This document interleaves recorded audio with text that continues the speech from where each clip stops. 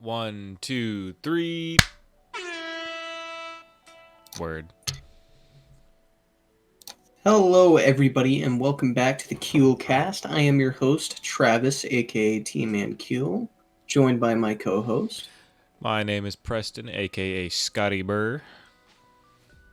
Yes, and we are on episode 4 now, right? Why would you ask me that? Yeah, 4.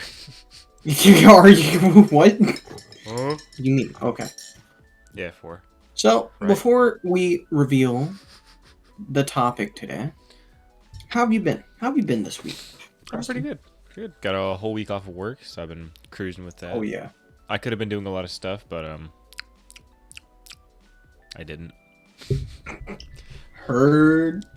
I did actually. I worked on. I made sure to put in a good little bit of effort into the gaming channel's video of this week, or I guess when this video goes live, it'd be last week. Whichever one. It went up yesterday, the 9th. Borderlands episode 3, which it taught me a bunch of things. One of the things it taught me to do was to not keep track of my jumping, for one. So that was interesting. But yeah, I just got back home. Got to go see my mom. Got to go pet all the kitty cats over there. Got to see my baby Luna. Oh hell yeah, My baby nice. kitty. Kitty cat. Yes.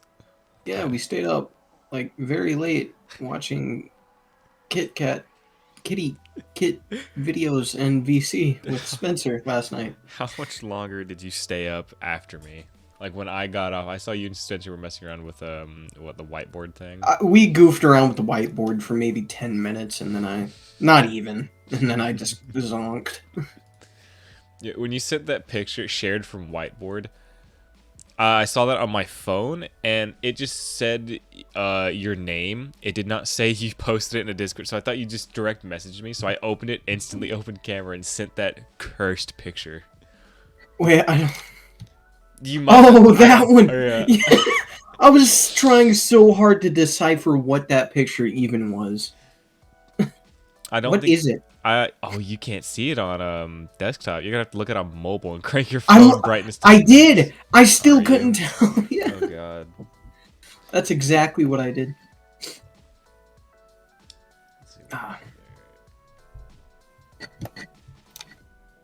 Where is it? What channel was that in?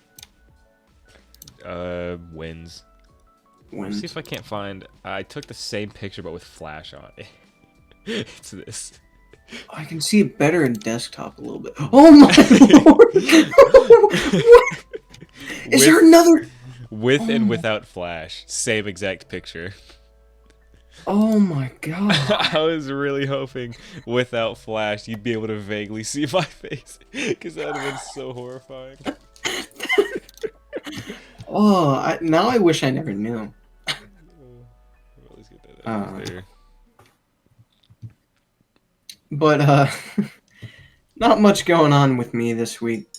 Just some gaming and working on, some projects, which I can't go into too much.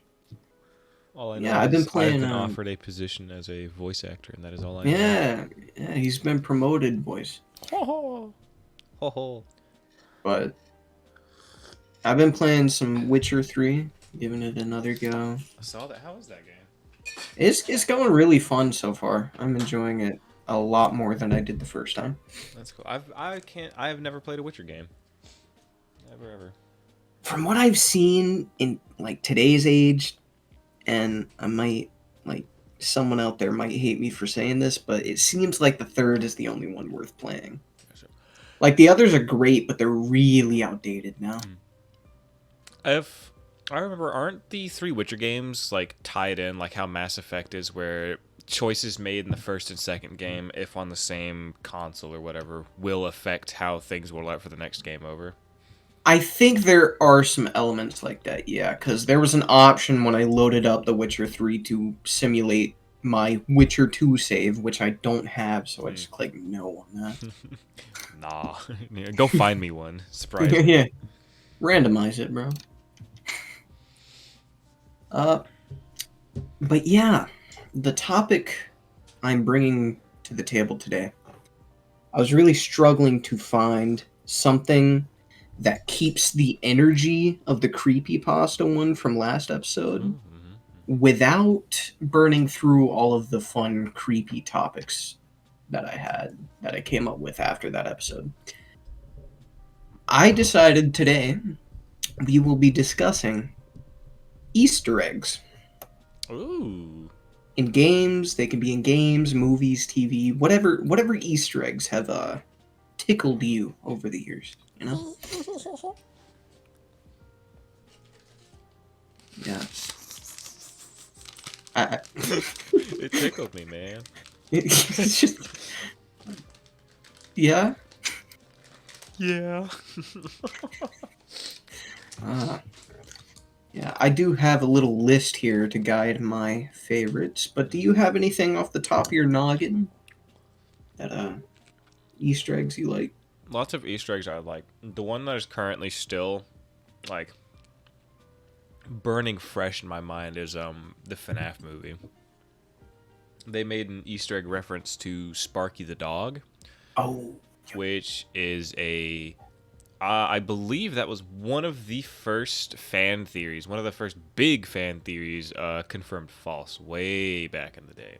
Yeah, that was a way classic. That was one of the few I subscribed to, because that was when I was like in the height of my Five Nights at Freddy's kick. 2014, man. Yes, sir. Yeah, that was very easy to disprove because they're like, he's in the stat, you gotta look for him.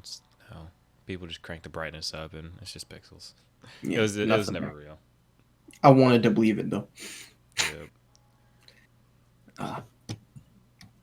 What about you? What's something you got cooking? Let's see. I know one. I'll burn through some that we have experienced or one together, which is the classic Borderlands 2 Minecraft. Oh yeah. That was fun. Guys, he made me grind it for hours to get every head. Yeah, I introduced him to Borderlands 2 in the worst way imaginable. Oh yeah. It was great. Indeed. How do You okay over there, big man? Yeah. Trying to turn off my keyboard sounds for the web browser so you're not just hearing each time I go to do something. Bro, but I love the typewriter. I guess I'll burn through my only Easter egg in my list that's not from a video game. Because it's hard to find good ones from movie or TV unless they're tied to a franchise like Five Nights at Freddy's. But two of my favorite shows are Breaking Bad and The Walking Dead. And them being on AMC, they like to nod to each other from time to time. Like back in the day, you'd see Walter's blue substance make a little cameo in The Walking Dead. Walter. I always thought that was neat. Yeah, Walter. Walter White. Walter White, bitch.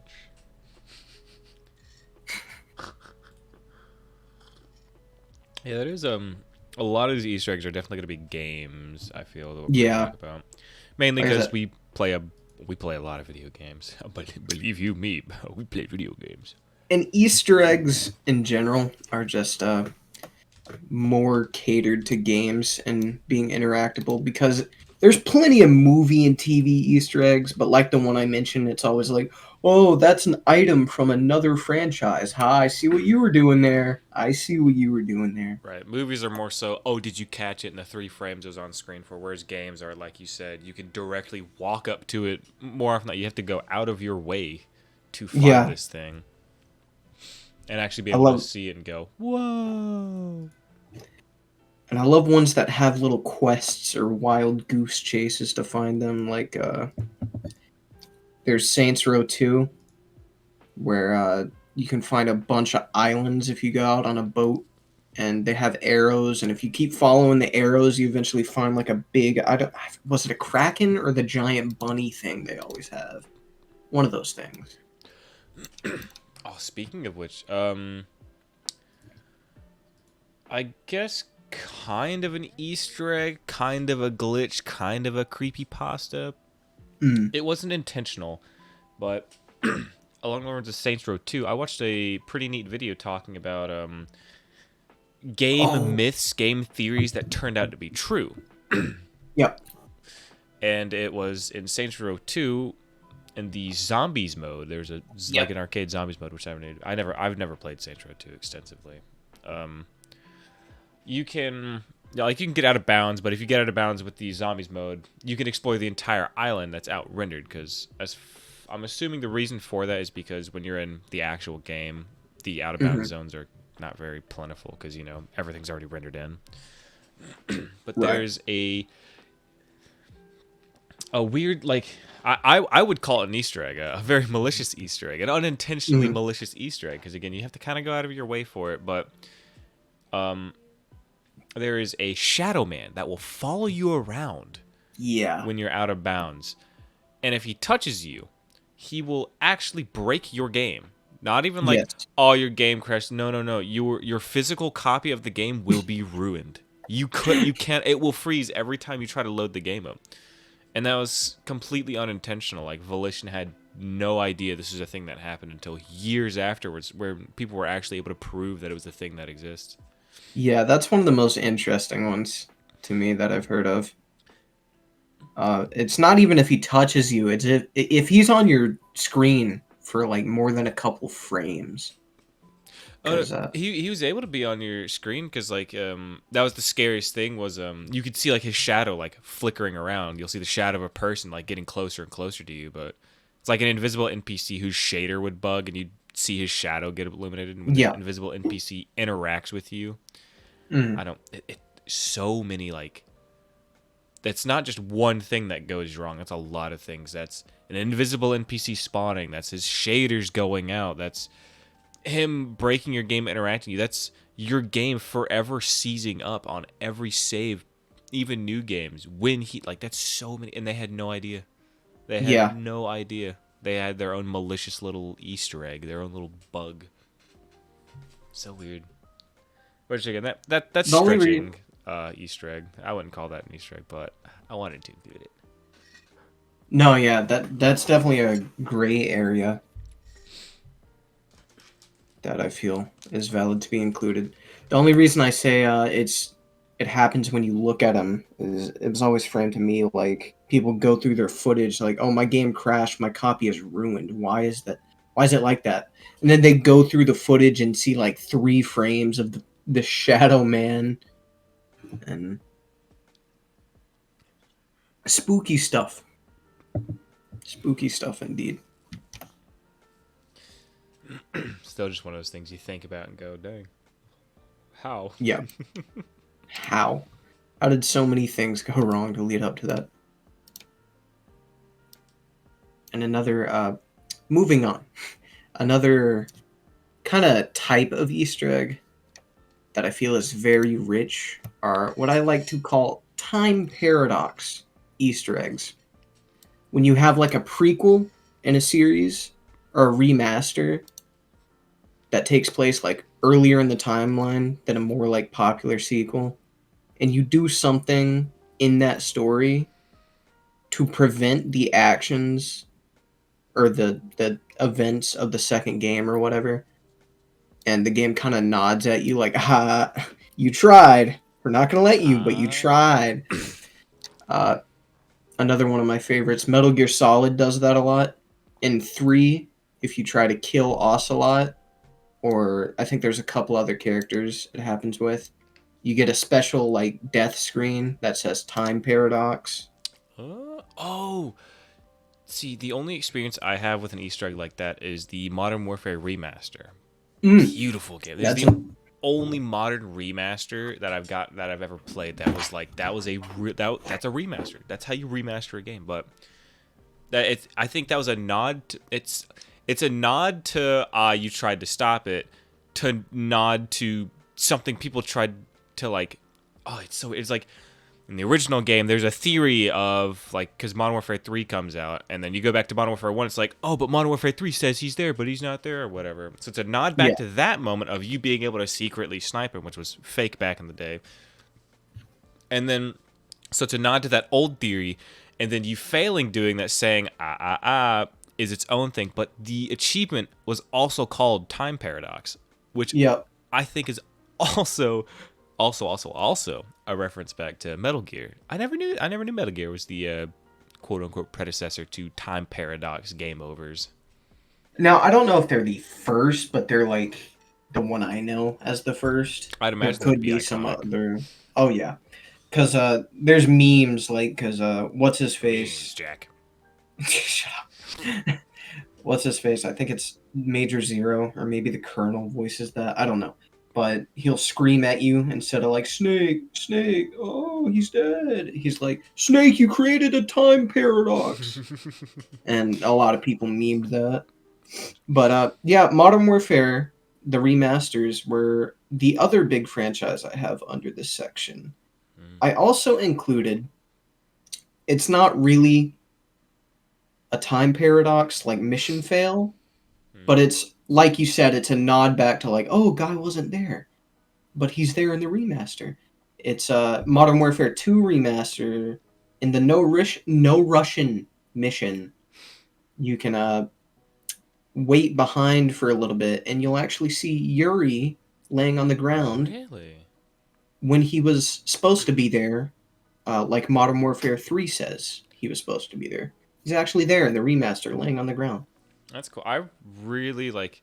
I never played Modern Warfare 2 remaster, and I hate that I never have. But I refuse to pay $20 for a story remaster. Like they never Yeah, did the just the multiplayer for that campaign. one.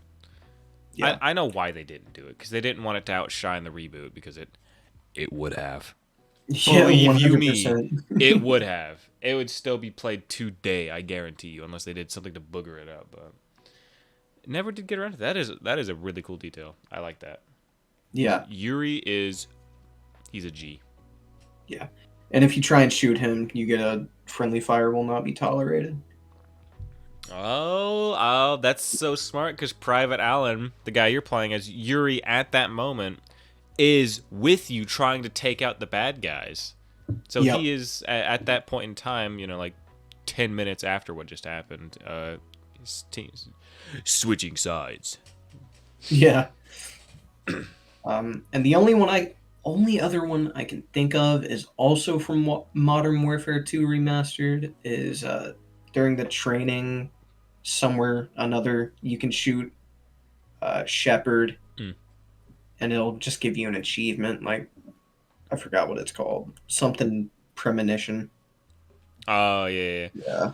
Which you could. That one was just an achievement was attached. You could still do that in the original one. I don't think there's an achievement attached in original Modern Warfare 2 to shooting Shepard, but you could still shoot him.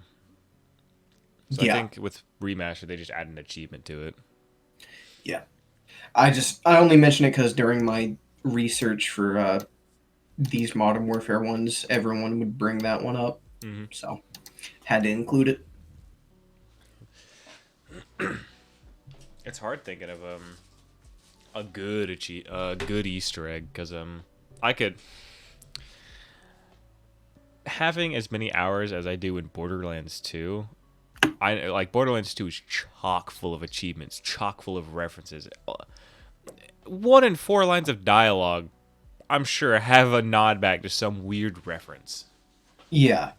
Like It's a very referencing series. Immediate first thought is the doll pistol, Gwen's head, that you can find in the dust and yeah, you can find it in 2 different spots in the dust. I think there's another box somewhere. I don't remember. You open the box, handsome Jack goes, "Oh, what's in the box?" Which is a reference to Seven when, Brad Pitt wants to know what's in the box. I've never seen it, but I assume it's some lady named Gwen and it's her severed head. I can only imagine why. Yeah. The cards are lining up on that one. Then there's in the Highlands, I think near the south, where Overlook Highlands. If you can finagle a car up the mountains, and there's a little like a little tent with a campfire, and if you touch it, like a double rainbow appears across the sky, and you can get either Handsome Jack or Claptrap to go, oh no way, double rainbow. I got it on film. Oh, like they go on this. They copy the video for like one for one. But it's chock full of references. Every unique weapon in the game. I think every red text is a reference to something in one way, shape, or form. Like you said, the Minecraft Easter egg. And Caustic Caverns going all the way in the back corner, killing the creeper, the super creeper. He could drop Minecraft heads, skins, and on rare occasion, I think like 6.25 is the percent chance you can get either the longbow, which is a Hyperion sniper rifle with an E-Tech barrel that shoots Minecraft arrows with no scope. It's a very weird gun, but it does a lot of damage. You can get the blockhead, which shoots Minecraft fire particle effects. Yep. I can keep going. Like I said, I think from the moment you spawn into that game, I think the way you spawn in with being dug up in the snow, I think that's a reference to something. I could not tell you what, but it's just so much love went to like the second and pre-sequel when it comes to like funny Easter eggs. I think Borderlands 1 still had a good bit of them, but my knowledge on that game's a lot lesser. Not to mention, that was their first game, which still had some crude humor, so I'd imagine there's some Easter eggs. There's the one I showed you in Borderlands 1 of in Firestone above the shop where Marcus has his ammunition station. Yep. If you jump on top there's a green claptrap who you can't touch, you can't interact with, but if you see him, and when you see him fully, he'll go, "Hey, over here," while waving it. Like he has unique voice lines. No one knows why he's there. He's the only claptrap with that color, with those voice lines, and there's no reason for him to be there. People have like looked around. There's no nods to him. He's no reference to anything. He's just there. Yeah, that's really kind of cryptic at the end of the day. The more I think about that. Yeah, very weird. But yeah, no one knows who he is. I know with Borderlands 3, the one that shall not be named, has one that I did really like when I saw it in a video. Is you can find a skeleton in a coffin with one of those funny like soda hats, like the beer. Smitty soda Wergman hat. Jagerman Jensen. Yes, sir. Yeah, he was #1, baby. Dog, awesome. I have the Google for his name, Smitty's name, pulled up, and I was like, oh no, how am I going to pronounce this? And you just hit it out of the park without like any reference. Good job. Yes, sir. I love saying that. Any chance I get to say that name, I say it. Not very often, but it happens. Yeah, it's like a Worcestershire sauce. And another game that we both played together at some point, Viscera Cleanup. Oh, yeah. It has a little, very similar to the Borderlands one, but it has a little Minecraft section you can find, which is funny. Huh. Yeah. You, like, break a stone or something, and you can find a little cave. And it's got a Minecraft pickaxe. Yeah. It's cool. Minecraft's an easy one, I guess, to just include in your game. Always. Yeah. Oh, you want to get into Easter eggs? Terraria. Oh, I don't know any good Terraria ones. I couldn't. I know they're Easter eggs. I don't know what they're Easter eggs to. I can't recite, but like it's same as Borderlands, where like lines of dialogue are all in reference and Easter egg to something else. Which references and Easter eggs, I guess, would be a different thing. Like when someone says something, like Borderlands 1 is DLC, Zed's undead baby, Ned's undead, or something like that. Yeah. That's obviously a reference. Yeah, it's hard to define Easter eggs versus references. I guess Easter eggs would be something you have to physically interact with. Instead of, again, like if you can like verbally say, haha, I battle royaled last night, it's like, oh, well, he was obviously referring to, as opposed to, I don't know. I've never had to think about that before. Yeah, it's kind of weird, because if you go into like any open world game with half of a thought put into it, every storefront, like advertisements, there's so many that are going to be like references trying to think of one off the top of my head. But there'll be like stores named after someone who developed the game or somebody they like or a character from the franchise. Yeah, games are chock full of that stuff, so it's hard to include it all. Okay. So yeah, references versus Easter egg. A reference is generally something that's not hidden. It's just, again, you're referencing something. It's just like an acknowledgement that, like, hey, that was from that. Whereas an Easter egg is like you have to go out of your way to find the Easter egg. Like, again, you have to look at this obscure box, open it up. Oh, what's in the box? And whatever. Right. Okay. That makes sense. That's easy to grasp. Okay. Did you play the Far Cry games much? I did. I played a little bit of the first one. I played the demo of the first one. I really played the second one. I loved the second one. The second one is my favorite. Oh yeah, I think same here. Yeah. I don't think I ever beat the second one though. But Me neither. third one, I own it on Steam. Third one I did beat, and I didn't 100% it, but I did clear out all the camps in the third one. I put some good time into that one. The fourth one I didn't beat, but I did play a little bit. I just never, one of those games where I just randomly put it down one day and never picked it back up. Fifth one, I've seen a lot of gameplay on, like a bunch of people making like montage about them. It looks fun, multiplayer. That looks like a fun thing to play. Yeah. Blood Dragon, Far Cry 3 Blood Dragon. Oh, I loved that one. Oh, Blood Dragon Oh, dude, Blood Dragon was so fun. And then New Dawn was like the expansion. Or no, that was a whole game. Never mind. That was a whole game. It was Far Cry New Dawn, but it was. I've never heard anything good about that. Anything after 5, I'm not too familiar with. Yeah, which I believe is just New Dawn. Yeah.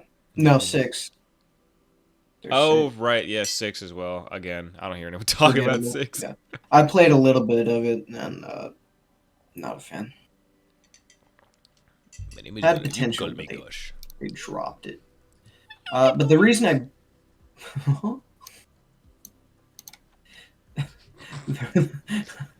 just fried my brain, brother. You're welcome.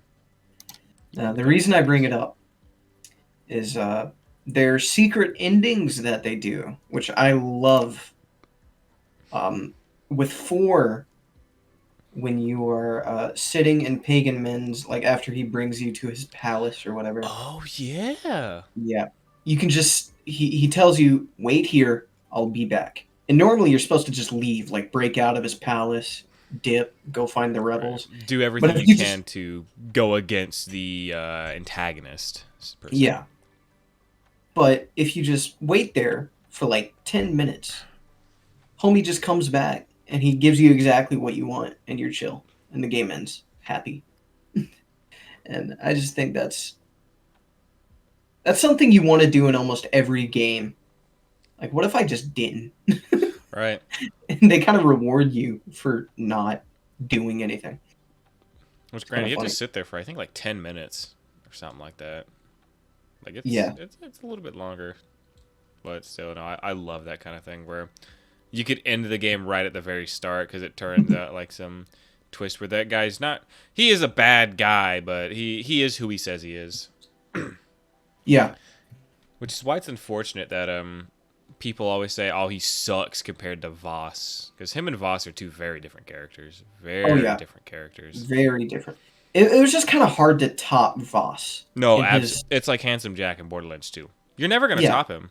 You're never, ever going to top him. But you can do more unique things, which I think the Far Cry series has done pretty well so far. Pagan Min, the thing I like about him is, like, he likes you. Yes. You know? He likes AJ. That's why, that ending goes so well. Because I think AJ is, like, is he his son? No, AJ's mom, who he's scattering the ashes, I believe, and Pagan were very close. I think they were fiance at some point or something like that. They were really close like that. I vaguely remember. So he's got a soft spot for AJ because he knew his mom. Yeah. And there's a similar one in 5 where the game opens and you're going to arrest Joseph, the cult leader, because you're a cop, and like it gives you a prompt to put the handcuffs on him and try to arrest him. But if you just don't, your sergeant or whatever is like, yeah, this place is kind of bad. Let's leave, and the game ends. Yeah. Because I want to say it's realistically how it would go, is you and 3 guys versus an entire village of people who seem to be sworn to this one guy. It's like, do you really Who want to have arrest him? who have successfully taken over an entire American county. Yes. Yeah, literally. You 3 cops are gonna try and arrest this man? No. Absolutely not.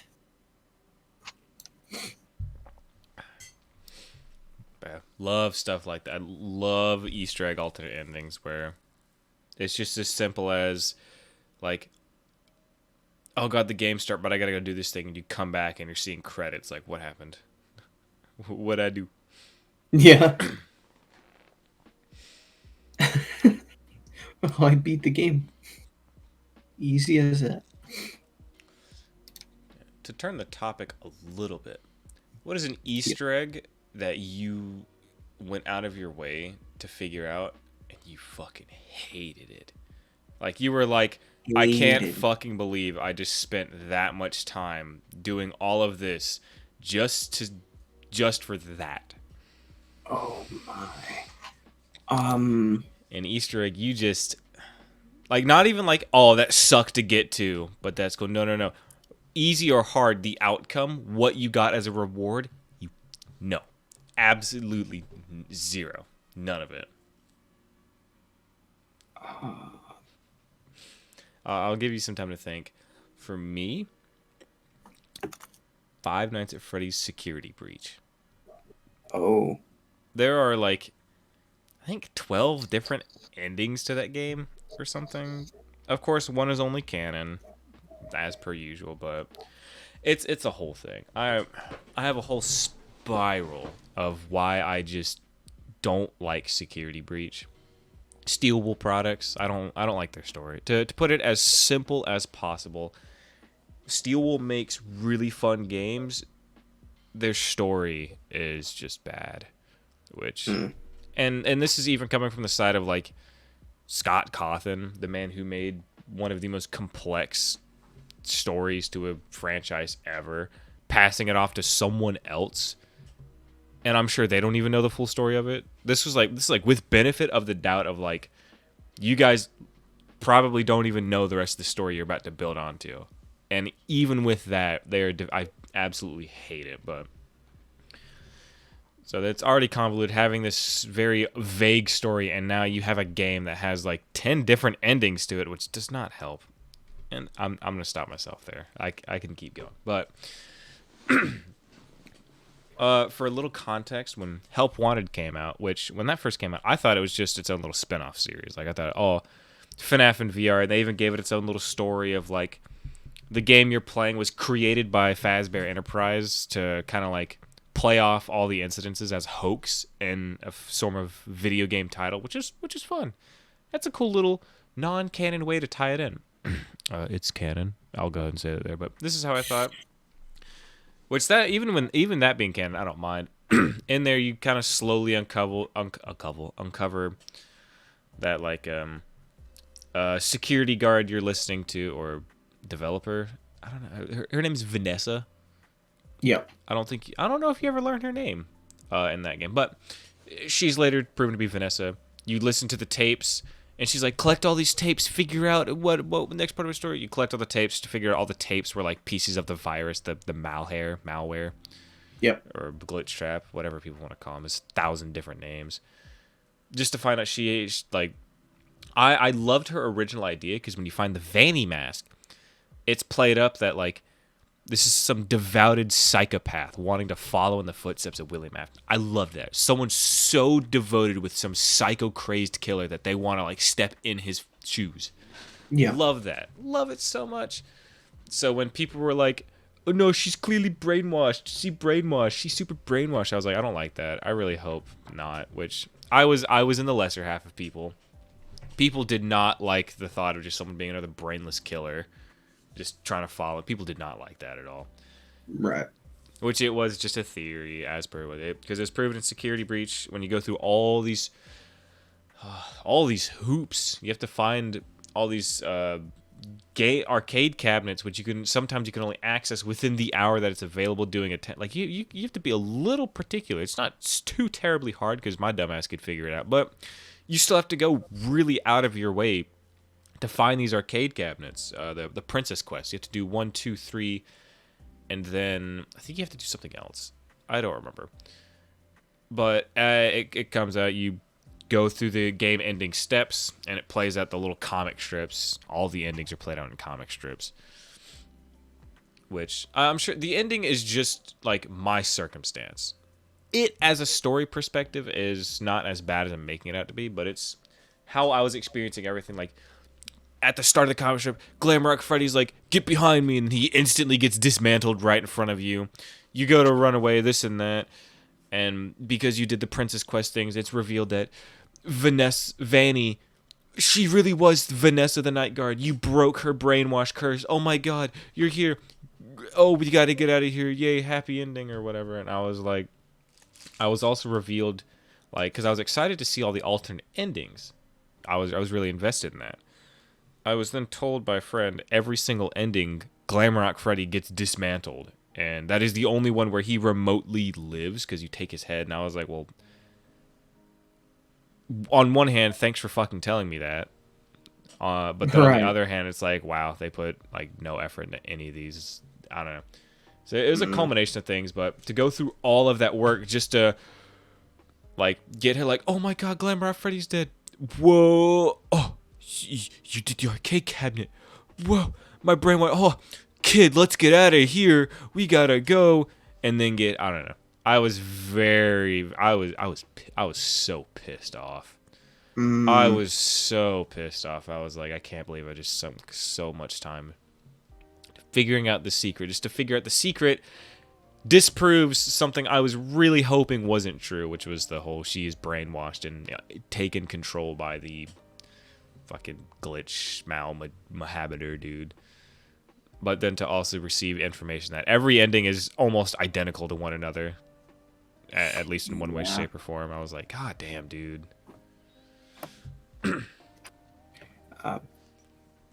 I have mine after that. Yours actually reminded me quite a bit. Cyberpunk. Oh, very new, fresh. Yeah. Now,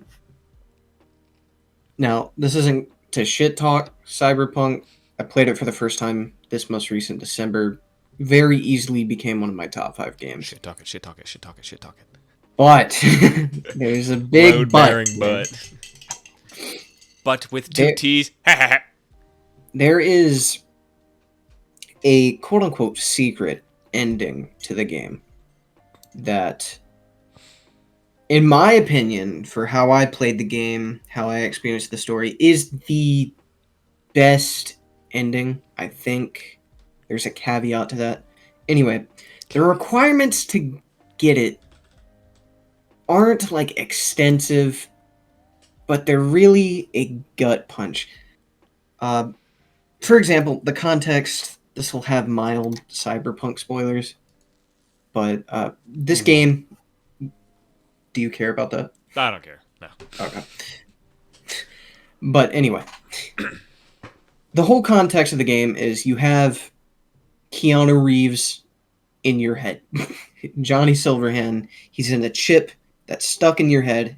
It's fried your brain almost. And you have to find a way to get him out of your head. And the ending basically culminates, you have to choose somebody to help you get to the place to where you have the technology to get him out of your head, to fight this big corporation, whatever. The secret ending is where you befriend Johnny in your head enough to where you two decide, hey, let's just do it solo, just me and you. And you'd think the requirements to that would be, oh, I just got to be really nice to Johnny. No, during one very specific point, one very specific conversation, you have to be nice to him, then mean to him, and then nice to him again. So if you didn't choose the exact right dialogue options during that one specific conversation, you're locked out of that ending. And when I found that out, I was really not happy. And at the end of it all, yeah, the last mission is nice, but the ending, the actual ending story sequence is just the same as another ending. So it's just, and at the end of the day, V took down the corporation and became cyber. Yep, it's just the same. So yeah, that's my big one that I didn't like. Still a great game, but all that just for that. Yeah, not a fan. Let's see. I'm trying to think of what another Easter egg is that I disliked the ending to. I got one that was pretty disappointing. Oh, that could work. I was big into Easter egg hunting with Grand Theft Auto 5 back in 2014, back when it was new. There's this one Easter egg where down in the desert town, Sandy Shores, you can find some all these writings scribbled into rocks, and it's just the ramblings and the poems of this serial killer. And I was really invested in that. I scoured the map, scoured the story, looking for any more details on it, because that feels like such a setup for this big grand story. And you can find, he's obsessed with the number 8, so you can find the location of his bodies hidden in a note somewhere or something. You can find 8 bodies up in that location underwater. And it's oh, this is going to be crazy. And there's still to this day, I still don't think there's a definitive storyline to that Easter egg. It really doesn't lead to anything. It was just a sort of, there's a killer out there who deals in 8s. And that's it. All right, I'll see you later. That's it. Yeah. All right, have a night's sleep. No, I think the ending is that he died in prison or something. Yeah, you're right. Oh my god. Just that him dying in prison. I completely jump started because I had no idea what you were talking about until you said that, because I vaguely remembered someone mentioning that there's a whole thing just to figure out that he's been dead in prison. Yeah. He died in prison. Yep. I've got another one that's gonna be it's like a hard pill to swallow. Mm-hmm. Togder and Toten's ending Easter egg. Damn. As of now, I've completely simmered on it, but I wouldn't like this is in my eyes witnessing it unravel in front of me for the first time. The amount of hate I had. Not oh, that was stupid, I hate this, but it was oh my god. Fuck you. Just the amount of just pent up negativity. Seeing that yeah, we got the thing. I did it. They're all dead. It's just me. Farewell. Yeah. Oh, dude. Which that's a hard pill to swallow, because you have people who it's very complicated, as is everything else. Let's see. When did World at War come out? 2009, which I think Reese was 2010. No, it was 2008. Derice was 2009. I think. Oh, right. Okay, but whenever Derice came out, over a decade ago, is when this story started. This is a decade-long and some change story, And the very ending of it is there's way too much to try and like. There's so much negativity because of so and so, how it ties into so and so, but it also so and so because it literally everything about that ending loops back into another point of like how this came to be, how it unraveled, how all of their progress that you cannot congeal within an hour. Because again, it's such a long story.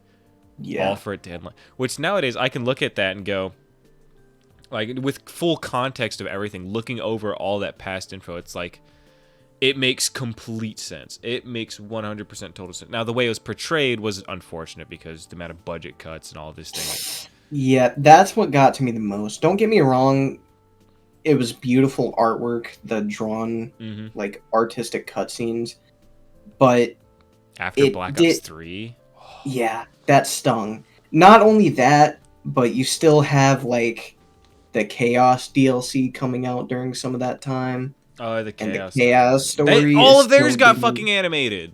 Yeah, all theirs was What? getting like crazy cinematic, like Pegasus cutscenes. Whereas the entire cornerstone of why, because like don't get me wrong, Chaos story was actually pretty nice. I didn't mind it too much.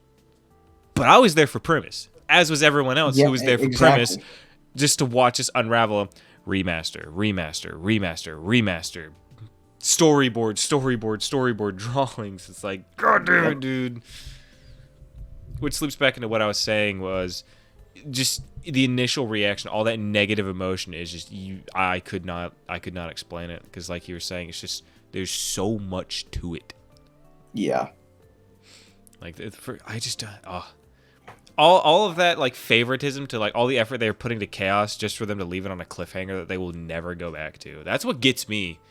Is they put all of their resources to these new fucking characters, put all this effort in their story just to be like, yeah, Medusa froze one. The other guy actually was a villain that we teased on the where she captured the other lady, and that other guy is sealed in a tomb. See you later.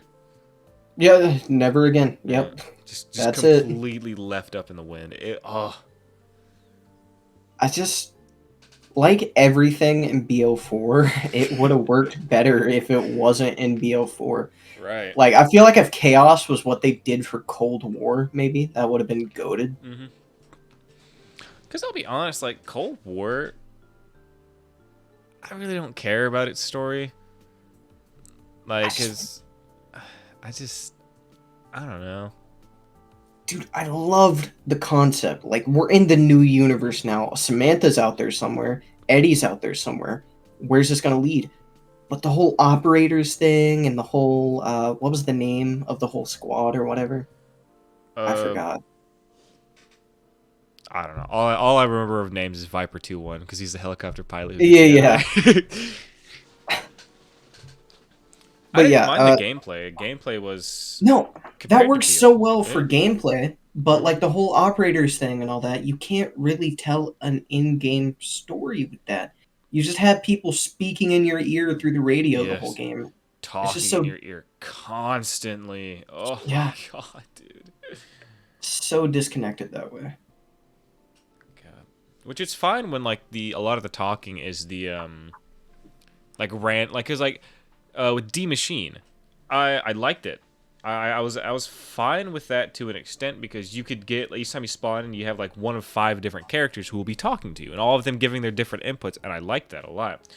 I don't think any other map did that. I think every map past that had a definitive character who was guiding you through it. Yeah. Which that was a shame, but granted they had some alternate lines here and there, but yeah, not the same at all.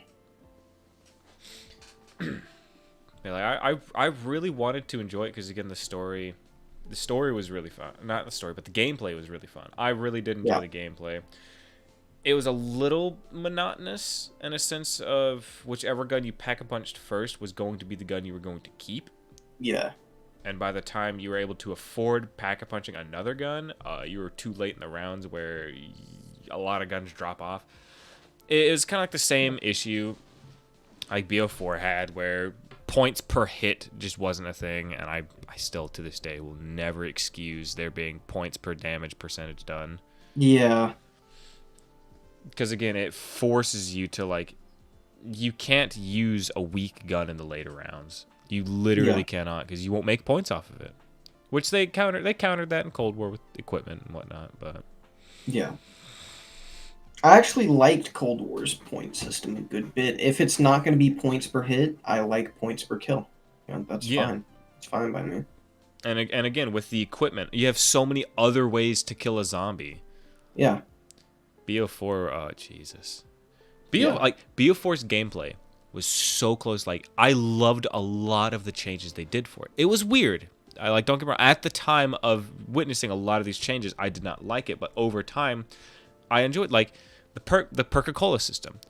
Yeah. I didn't really like it, but like what most of the community pointed out, Black Ops 3 introduced one new perk in all of its glory, and I'm against the tidal wave. I know I'm objectively wrong. I don't like Widow's Wine. That's valid. I almost hate it, if I'm being completely honest. But that's because the way I play the game, it actively is a detriment to me. I run circles I run tight circles. I run circles where I'll be like, yeah, I'll take a hit squeezing through that. Widow's Wine actively ruins that. So but I understand that it is objectively a really good perk. Yeah. But so I was fine after a month of realizing no dedicated perk machines, no jingles. It sucked, don't get me wrong, but it made sense. And the way they had your fourth perk, if you had all your perks, your fourth perk was supercharged. I loved that. That was so creative. Each perk has an which perk do you want in that fourth slot to have this ultimate version of itself? When you have all your other perks selected, I was fine with double tap being removed in exchange for being able to pack a punch your gun up to 4 times extra, because you get another perk slot you can mess with. Essentially, double tap wasn't removed, it was just re-implemented. There were so many good things.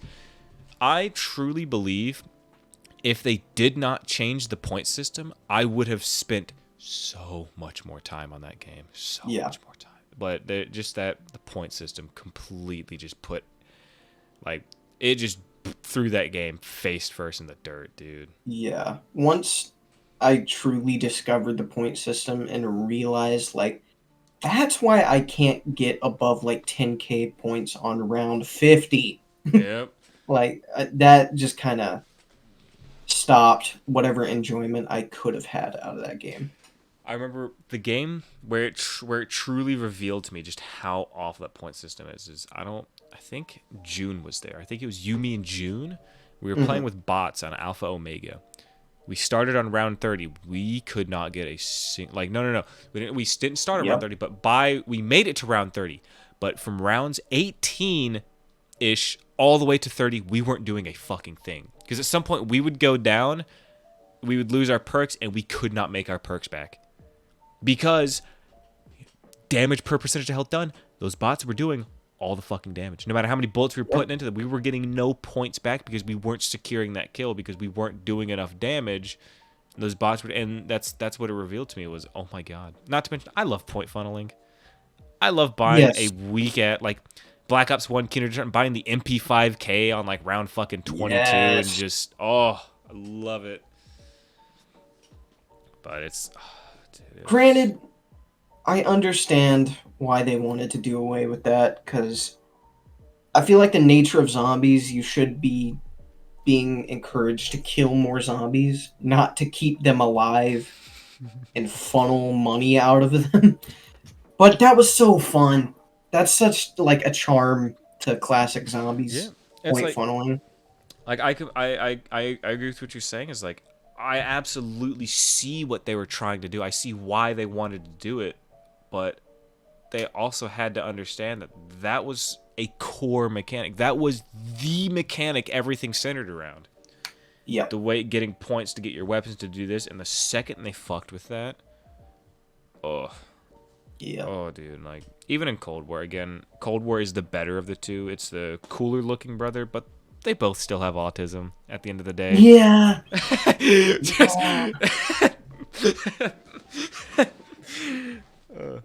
That's probably a bit far to say, but that, I think that's probably a way to put it. Is they're just this is gonna sound really messed up, but it's gonna sound messed up in relation to what I just said. Ignore what I just said. Cold War is a much better way of doing what Black Ops 4 tried to do, but it is still absolutely inferior to just how it used to be for almost a whole decade. From 2008 Yep. all the way to, when did Black Ops 4 release? 2018? 2-3 Black years Ops after 4. Black Ops 3 would be, yeah, around 2018. I think it was 22. Yep. So almost an entire decade. Like, you could have at least put, it's like you could have at least put a little more thought into it. But then we know that they had their workforce was cut in half. They were given less funding. They were put on such time constraints. So it's like, but they had all this, and then you circle back around to, but then why the fuck did they try to change this big fucking aspect about it at such less work? There's so many like, but then it's like there's so much back and forth with that game. It's everyone's feelings towards that game is bipolar, and I don't think there's a single person who definitively has like one single opinion about that game. Yeah. Because on the other side of things, apparently the multiplayer for that game was booming, and I liked it. There was Ooh, what was that one gameplay where you spawn and you earn money for the next wave? Yeah, the CS:GO game mode, bro. That was What was it called? Was it Riot or Rush? No, not Rush.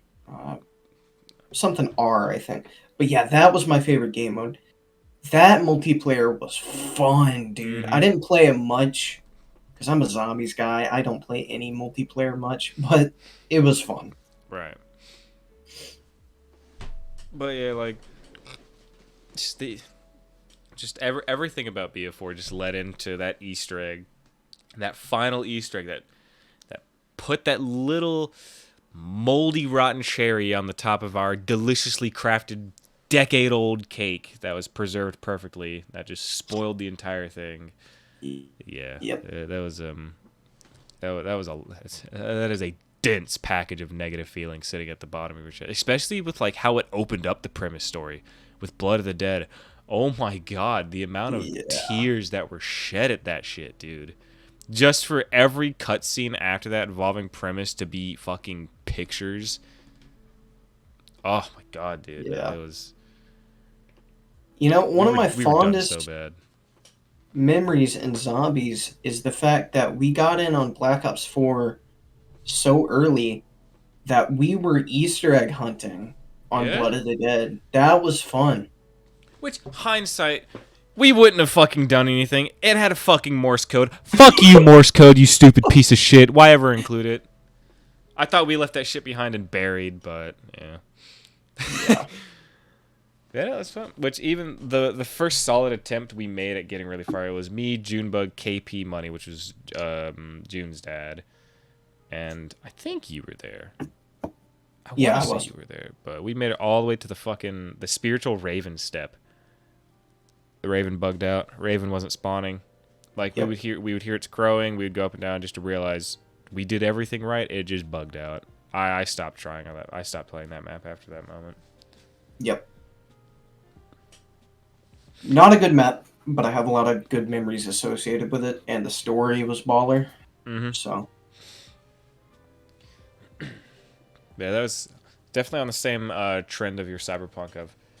It wasn't like the end result wasn't bad. It was just a lot in the wrong aspect. Yeah. 100%. That actually works, though, because a lot of the big bangers I was saving for the end are zombies.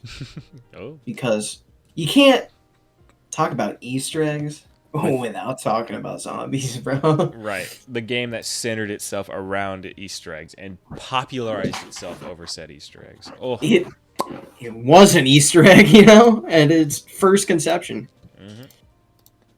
Knocked her on Toten. Sam.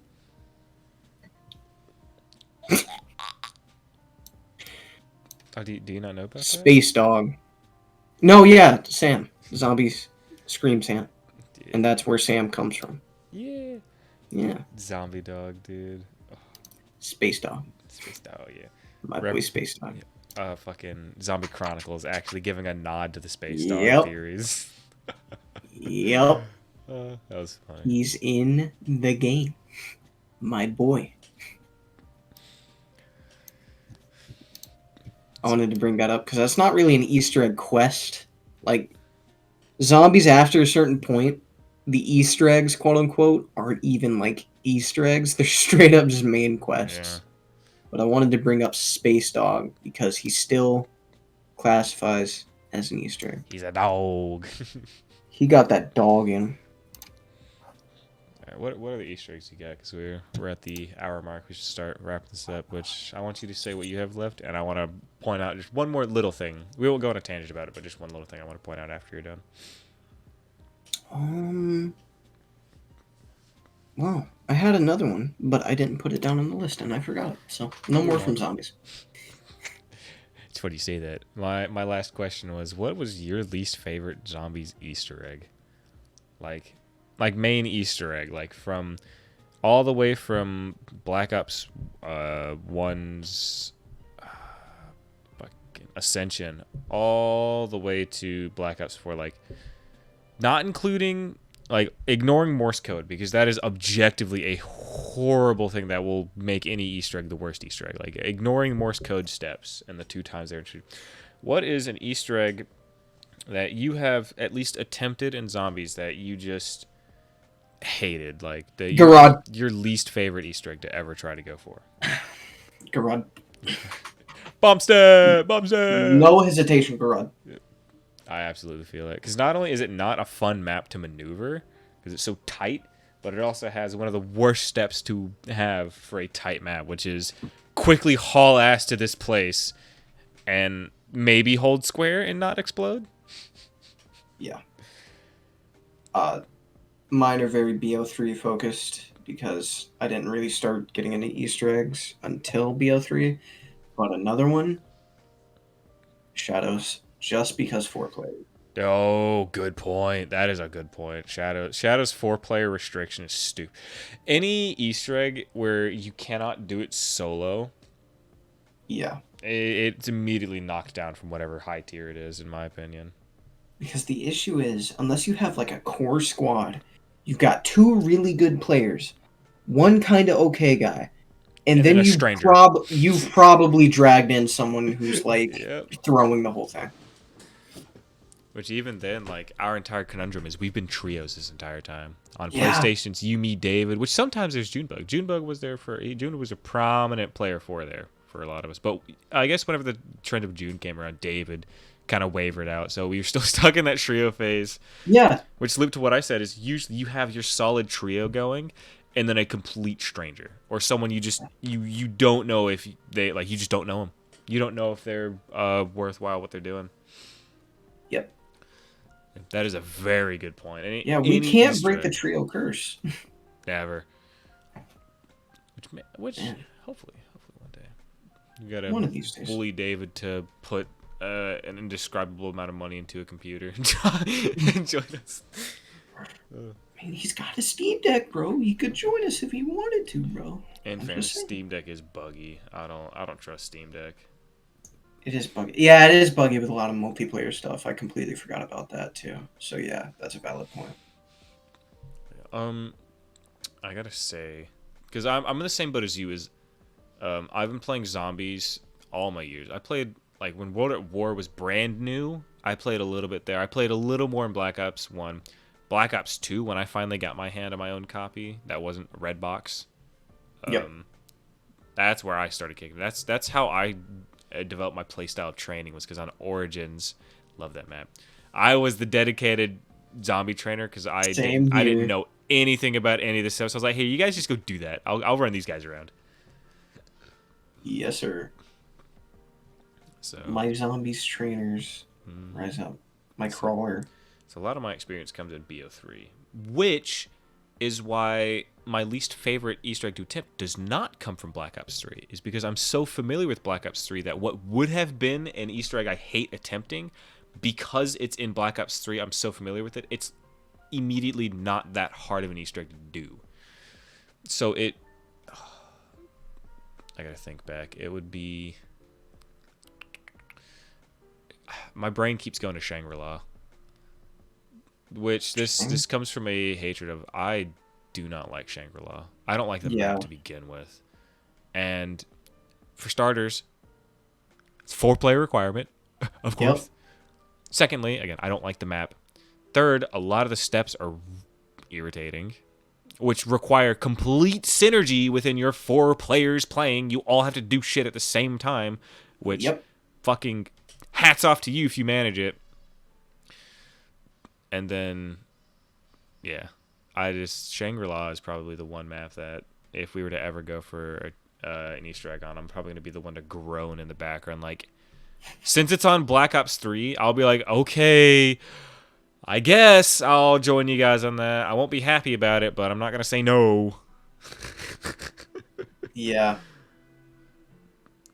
Shout out to Zetsubo, because I actually did that Easter egg first try. Love that Easter egg. Hey. Yeah. That's fun. I like Zetsubo. Yeah. If we were to try and pick, like, to wrap it up, an Easter egg that's not in BO3, so we don't have a positive bias of, I hate that Easter egg, but I like BO3, so let's get it. An Easter egg that's not on BO3 or BO, like an OG Easter egg, Black Ops 1 or 2, that you don't like. That is not in any future ones. So for Black Ops 1, that would be Kino didn't have one, 5 didn't have one. Ascension's remastered, Shangri-La's remastered. There's Call of the Dead. And then Moon got remastered. Oh, shit. Let's see. Black Ops 2 had Transit, Die Rise, Buried, Mob of the Dead. Because that was rebooted, not remastered. And then Origins got remastered over. So it'd be those 5 there. What would be your least favorite of those 5? Least favorite? Like one that you just could not bring yourself to try and attempt because you just you couldn't be bothered. Let me rehearse it for my brain. Call of the Dead from Black Ops 1. Transit, Die Rise, Buried, Mob of the Dead. It's gotta be definitely one of the Victus. I'm probably gonna go with Transit. Or no, Die Rise. Die Rise. Really? Yep, no. I would say Buried. Buried? Buried requires RNG. You need the Paralyzer. You need a lot of its stupid fucking buildables on top of that. I hated Black Ops 2 buildables. I'll say it now. Black Ops 2 buildables, I fucking hate them. They were just nothing short of a pain in the ass. Like, to get Pack-a-Punch on Transit, you needed to place the stupid fucking fan, and the fan broke half the time. Yeah, so for Buried to also have RNG on 2 fronts, you needed both the time bombs and the fucking Paralyzer. And then I know I said I wouldn't mention it, but it also did have Morse code on top of that. Ooh. It does have a good up of it being the map to tie in the super Easter egg. Bonus points there. That was really cool. Yeah. And having a choice, that's cool. See, I liked Buried so much, it was probably one of the only Victus maps I would have gone for, given the opportunity. I think my choice with Die Rise is kind of biased still, because I just hate Die Rise. I hate it so much. If I didn't choose Buried, it would be Victus. I don't like the map of Mob of the Dead. I'm not a big Mob of the Dead fan, but the Easter egg was pretty cool. I liked the Easter egg. I liked getting the spoon, getting the tomahawk. It was very do this objective, get this item, and you were guaranteed your items. I don't think there's any RNG to be done with that map very much. Yeah, but Buried, you had again fucking buildables. Buried, you had all the buildables. You had the RNG to grab. You had Morse code. Transit, denizens. Anytime you had to go somewhere for the Easter egg, you had to fuck with denizens, or you had to fuck with the buildables. I'm pretty sure 90% of that Easter egg is out in the fog too. Yes. So yeah, because it all centers around the big pylon.